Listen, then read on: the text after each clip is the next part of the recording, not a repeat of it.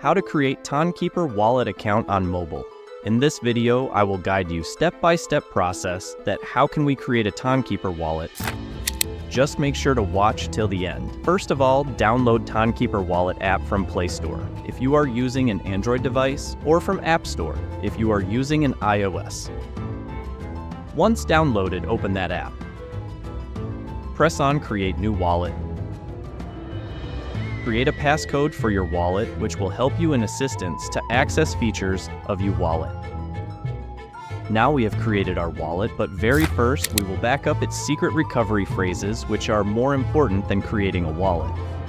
Tap on this setting icon here, then tap on Backup. There are some precautions if you want to read, pause this video, otherwise press on Continue. Enter your passcode here you were created. Now these are the recovery phrases of our Tonkeeper wallet.